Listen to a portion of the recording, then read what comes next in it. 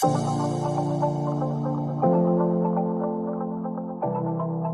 many of us remember being told as a kid, it's not time for that?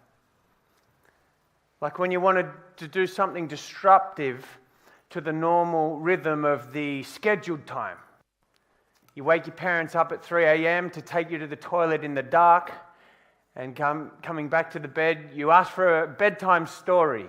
No, it's not time for that. The sun's coming up soon. When you want to go to the park 10 minutes before dinner, it's not time for that. Dinner's nearly ready.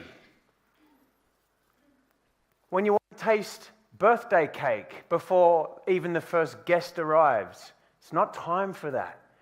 Just wait till everyone gets here. There seems to be an appropriate time for everything growing up. However, it never seems to synchronize with your watch, does it? That was my experience.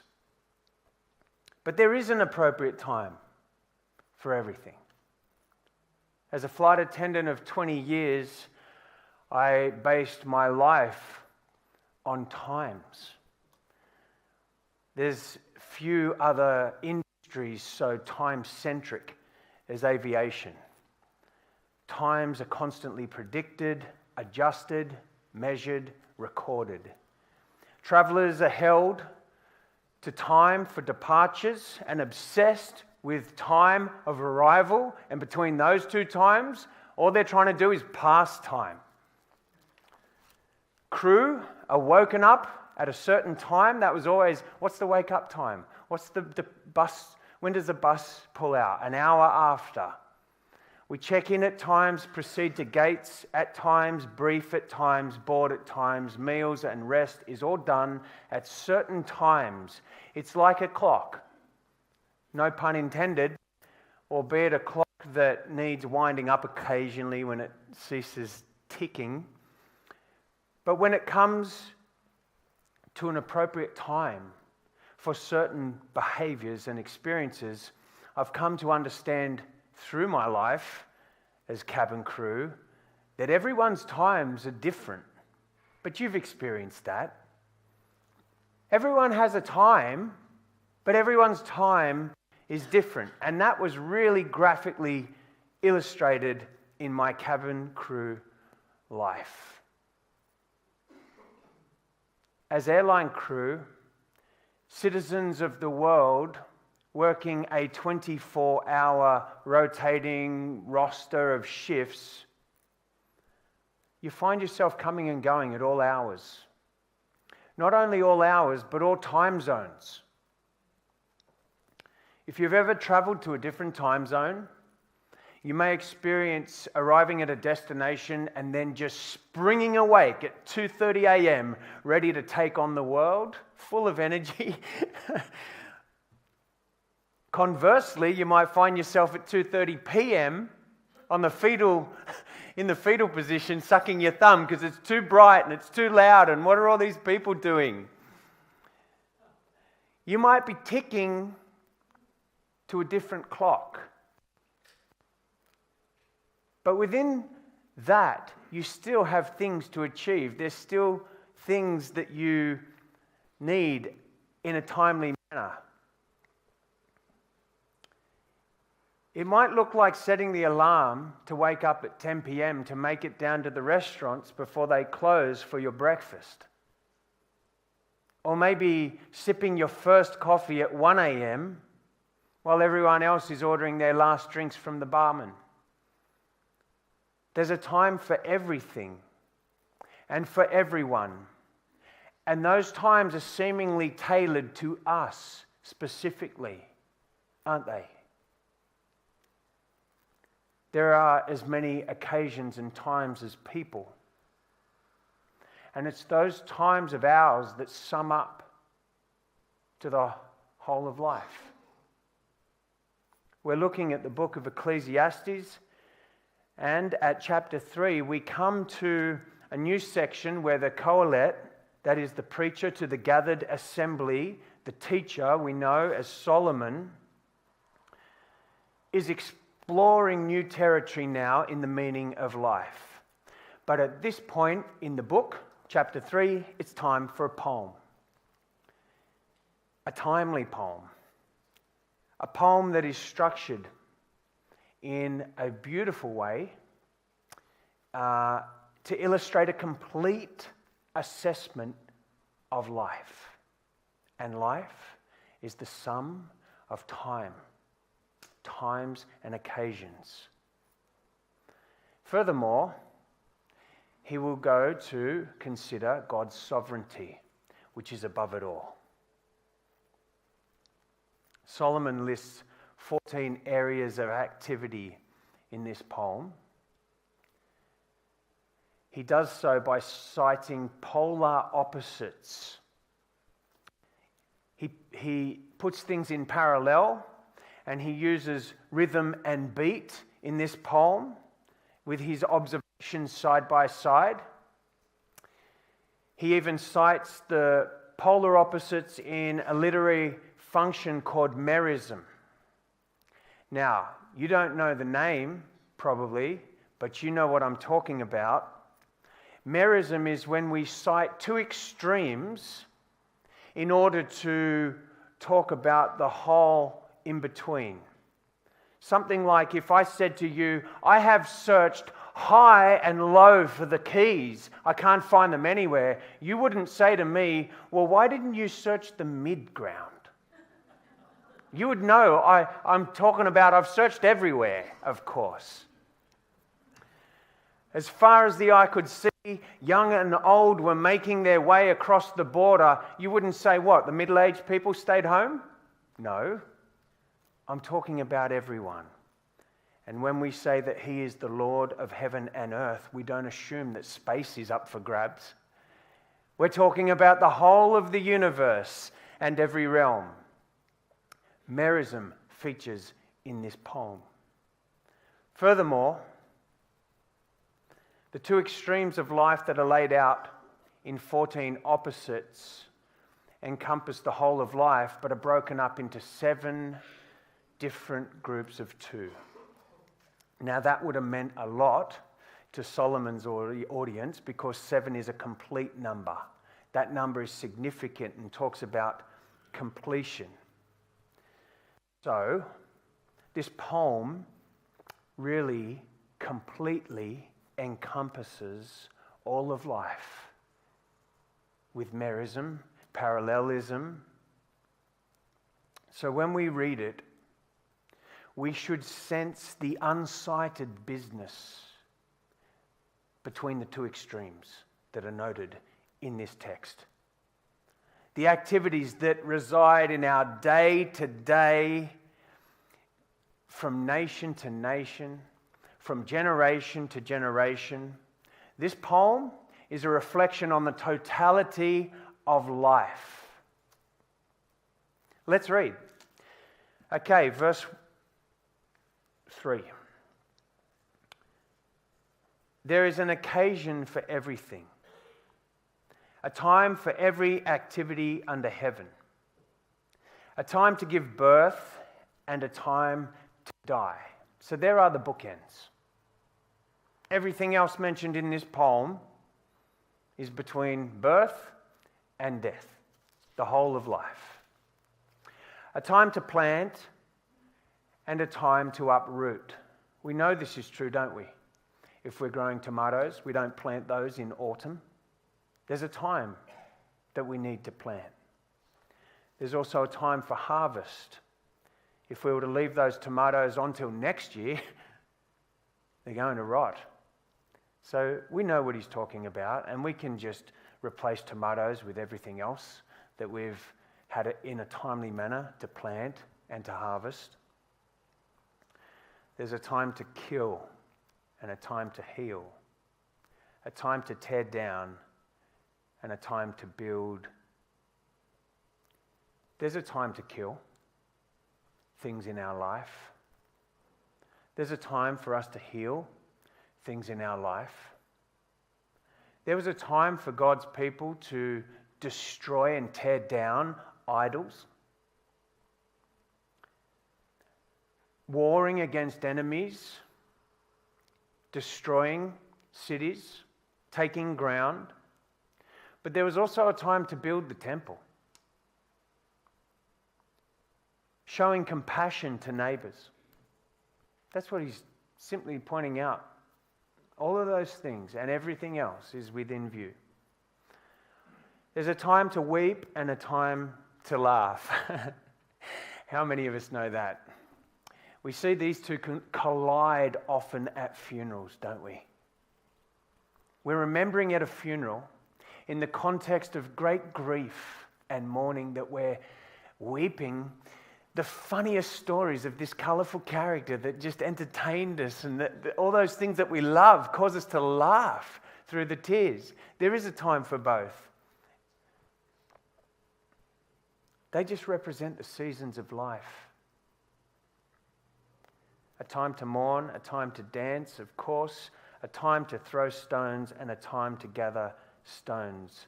That is a time when we are to destroy things, that which has been built. There is a time when we should gather those stones to build things that are going to benefit or that are in need. Whether they are relationships, houses, cities, societies. There's a time to embrace and a time to avoid embracing. We embrace on our wedding night, well, and we might avoid embracing lepers or those unvaccinated people. Remember them from the COVID-19 pandemic? Remember how we would classify people who avoid vaccination as lepers and social distance from them? And evidently there's a time to drop a bomb in the middle of a sermon and move on, so we will. There's a time to search. There's a time to count as lost. It's really hard. We've all searched for things and search sometimes according to the value of things. We take various times to count as lost, but we have to move on, don't we? And then I think of Madeleine McCain and parents that are searching for their kids. When do you move on? You can't. You can only move forward in God's grace. But there's a time for that. A time to keep, a time to throw away. Perhaps Solomon was thinking of Joseph storing 7 years of grain for Egypt, or even had in mind Jonah, thrown away over the side of a boat. Don't want to throw this guy away. Look at this storm. But there is an appropriate time for that which we need to keep in life, be it things or relationships. What is it that we need to throw away today? It's always a good question.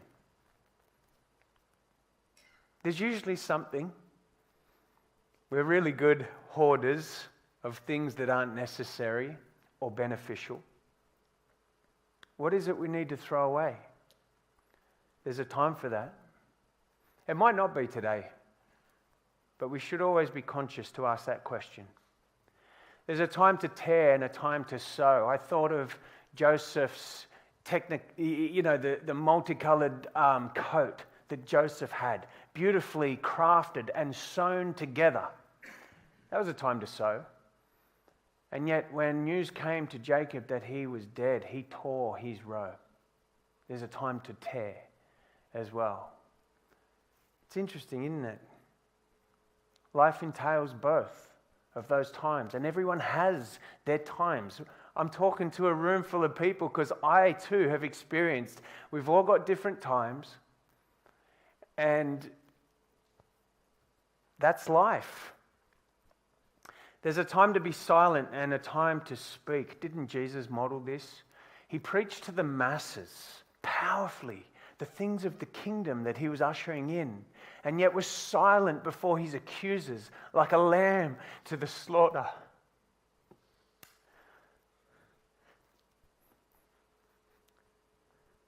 A time to love, a time to hate, a time for war, a time for peace. There's a time for love, hate, war, and peace. With such extremes and extremely consequential situations, don't we need the wisdom of God? With all those times we're exposed to and occasions that come upon us, whether we like it or not, it's our time now. It's been Dawn's time to lie on her back for over 12 months. You see people like that on TV or at Dawn's house.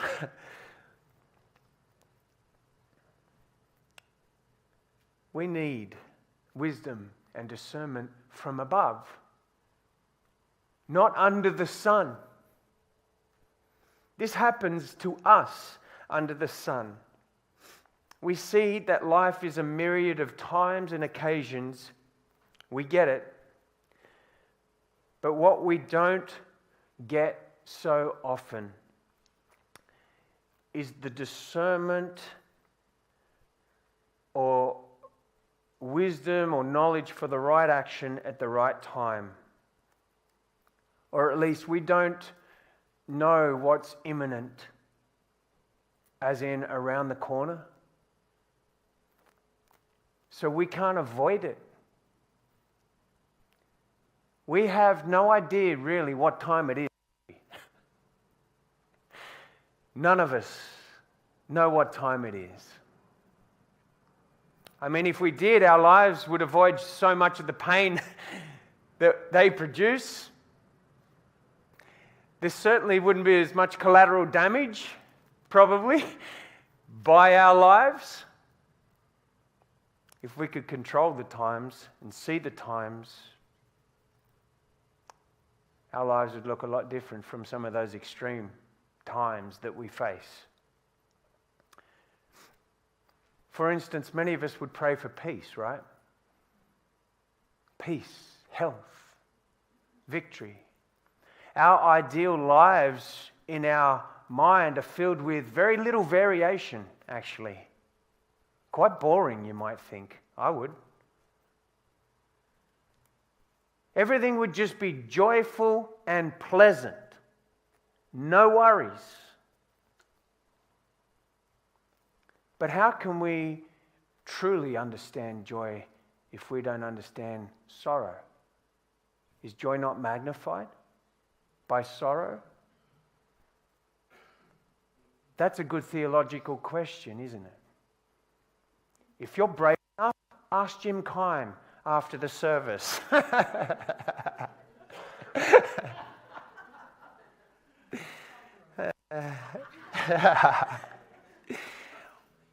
We can't appreciate pleasure without experiencing displeasure. Or at least pleasure does lose its shine. Imagine never losing any game. That thought sounds really nice, doesn't it, at first, especially for an athlete. But if you've never experienced losing, how are you going to know the thrill of victory? If you've ever watched an athlete erupt in Commonwealth Games, anything, sports teams that break the drought, if you've ever seen athletes erupt in victory or break down under the joy of that achievement, winning the championship, you've seen the value not of victory as much as loss. I would expect and suggest that in that moment, what we're witnessing in that athlete is the greater value of experiencing loss and pain and trial and adversity in that victory. That's what makes it so special. Had they never lost a thing, they'd say, don't worry about the trophy, I'm going out for lunch. Can you just send it to the office? It means nothing anymore. We see implied in this poem the massive volume of human activity, don't we? In that merism. As we run through lives and cling hard to hold on to the rat race we're in. Just keep up. It's crazy. But notice in the poem, it's all about us. Notice this is not about God. The lens is firmly focused on us under the sun and everything that entails between those two extremes. These are life's times. They're our times and occasions, struggles and experiences under the sun. The teacher now poses a question and shares three perceptions. And now the lens that has been so focused on us through verses 1 to 8 will now pan to focus on God. And the purpose of seeing God's perspective in all of this, in the context of the tick-tock of closing walls and ticking clocks, as Chris Martin might say, is our futile plight. The contrast is God's complete and glorious sovereignty over our futility under the sun. Verse 9, what does the worker gain from his struggles? So that whole portfolio of life, what does the worker gain from his struggles? We've been here before. I have seen the task that God has given the children of Adam to keep them occupied. He has made everything appropriate in its time. God has made everything appropriate in its time. Isn't that interesting? When we think we're tailoring our lives and we think we're timing it to perfection, God has actually. He has also put eternity in their hearts. Don't we want more time? Don't we want infinite time? It seems to me you only want to make billions and trillions of dollars to really buy a heap of pills and go through a heap of treatments to try to just not die. That certainly becomes the focus. You want enough money to survive. You get that? You want enough money to live, and I mean live well. You get that? You want to truly ball it and live hard and go berserk and live really well. But at a certain point, you want all that money to preserve your life because eternity has been placed in our heart. Every single person knows the clock is ticking and there's time to die. And so you look at those big players and they're really watching out for themselves. I remember seeing a thing on Netflix you might have seen recently about a guy trying to live forever, and he had this routine where he just woke up. He was a big tech billionaire, and his life was just a series of really microscopic treatments and pills, and he spent the whole day trying not to die. That's not living. But eternity is set in our heart, isn't it? But no one can discover the work God has done from beginning to end because God is God and we're not. His ways are higher than ours. I know that there is nothing better for them than to rejoice and enjoy the good life. And that good life is to rejoice and enjoy under the sovereignty of God, not the sun, not our labors, under the sovereignty of God.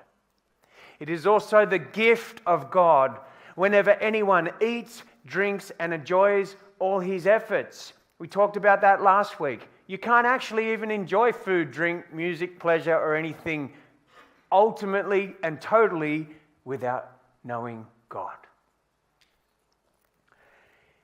It's His gift. It comes from Him. All good things come from Him. You know that? Even people who shun Him hate him or dismiss him, don't know him, everything good in their life comes from him. He won't be there one day. Hell is the absence of God, the absence, therefore, of good. Anything good. All good things come from the Lord. There is only one who is good. Anything good is not going to be in hell. And I'm talking about temperature, hunger, comfort, apart from horrors, just any satisfaction that we've enjoyed. I know that everything God does will last forever.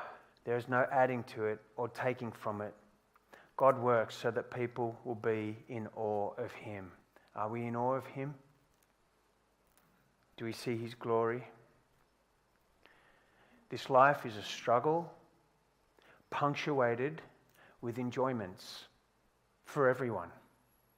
That's true for whether you know God or not. That's the experience of life. In God's beautiful creation, and it is beautiful, under God's righteous curse, and it is cursed. That's the futility. That's where futility comes from. Everything is havel. Everything is futile. And it is. But Solomon says God has made it all appropriate in his time. None can discern or discover God, his work from beginning and end. That's because he has no beginning and end. His plan is eternal. His love is eternal. And we need to believe that what he has made is beautiful. What he has planned is beautiful. It is. Everything God has done, he has done perfectly well. Not only in creation, but in providence. And maybe that's where we have a hard time. We don't understand a fraction of his ways. Why does God do what he does? We don't understand that, do we? We can't possibly fathom the origins of God's thoughts. Why does he just arrest some of us? Why does he just let some of us go? Why does he convict some of sin and almost judge us on the spot? Why does he hand some over to sin? And the punishment for sin is more sin. You want sin? You want life without me? Have it. Have more of it. I don't know. None of us know. We can't fathom the origins of his thoughts, but we will see when the end comes. His mercy never fails. His righteousness is without question. And his will is good, pleasing, and perfect. Until that time comes, we're totally incompetent judges of God. Totally incompetent to judge God's way, God's timing. Aren't we? We see but a mere glimpse in the middle of God's work. That's what this life is. We're in the middle of the artist's beautiful work. That's the messiest point of the work. The canvas is clean. It gets all messy. There's stuff everywhere. And what will come to fruition is something that we behold as just beautiful and faultless.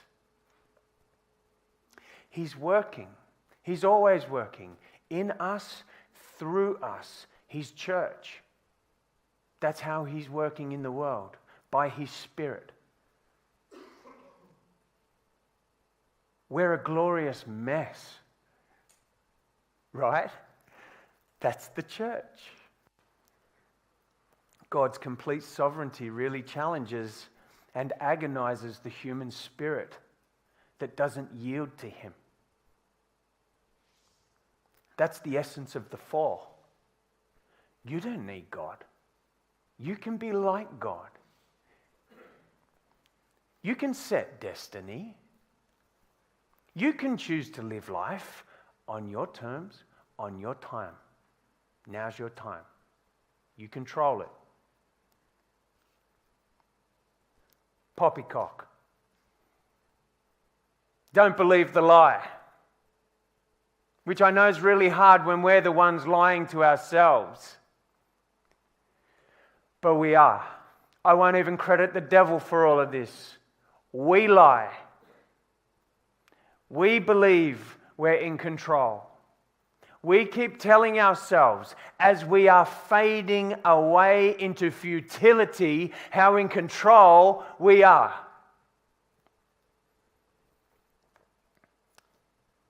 One wonders whether William Ernest Henley felt just as dumb on his deathbed or in any other moment after he wrote his pompous and preposterous poem, Invictus, which in Latin means unconquered.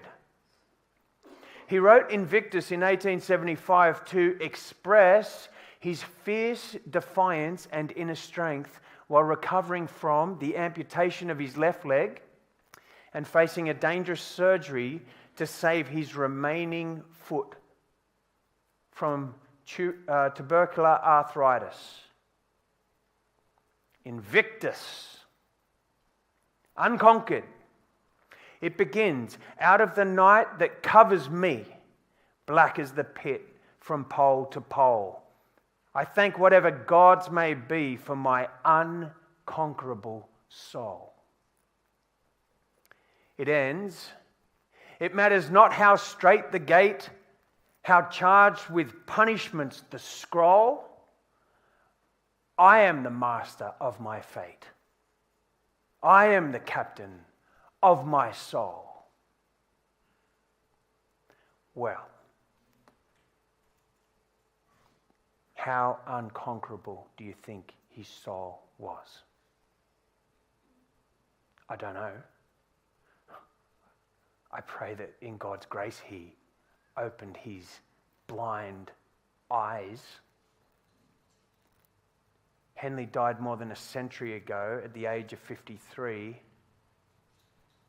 Was he indeed the master of that fate? The captain of his soul? No way.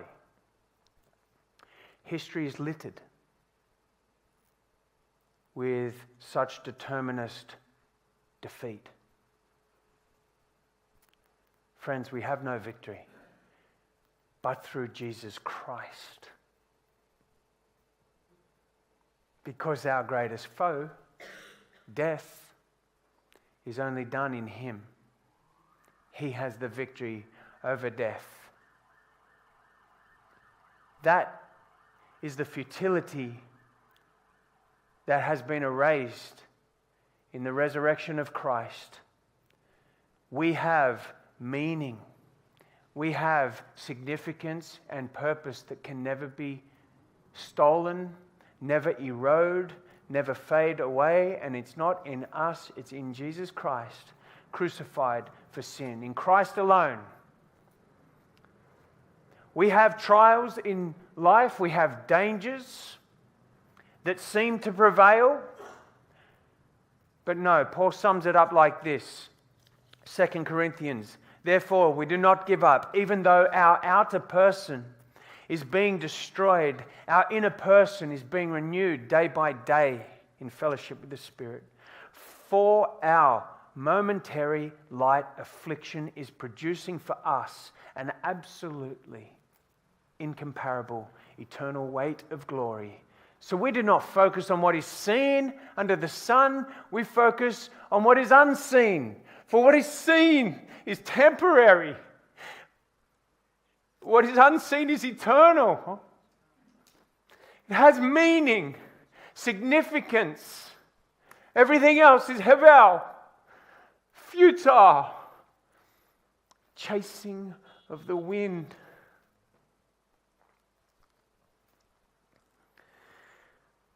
When we struggle to acknowledge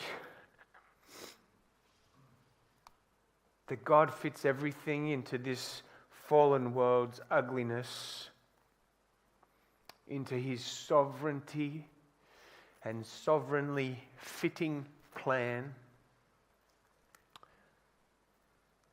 we will struggle to see what Paul says in Romans 8:28. How God can work all things together for good to those who love him and according to his purpose. Even this mess, pain, struggle, tearing down, killing, tearing, he can work it all together for good to those who love him and according to his purpose. You know, there's one thing that we can see because it's finished. We can see the path of redemption.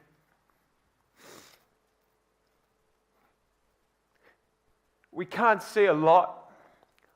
We don't know a lot about what God does, why he does it, how he's going to do it, when he's going to do it. But we do know what he did. He's redeemed us. He's made a way. And Jesus Christ is that way. He said, "It is finished," from the cross. And yet here we are. So this isn't finished yet under the sun, right? The toiling, it's not finished yet. But the plan and the path of redemption is finished. It's faith in Jesus Christ. Galatians 4 says, when the time came to completion, God sent his Son, born of a woman, born under law, to redeem those under the law, so that we might receive adoption as sons and daughters. And because you are sons, God sent the Spirit of his Son into our hearts, crying, "Abba, Father." God has become our Father now. So you are no longer a slave, but a son. And if a son, God has made you an heir to the eternal kingdom. You're not going to have to give that away to whoever comes after you. And it doesn't matter if they're a fool or wise. It won't fade or perish. We are heirs to an eternal kingdom because of Christ crucified for sin. That's good. Right? That's good.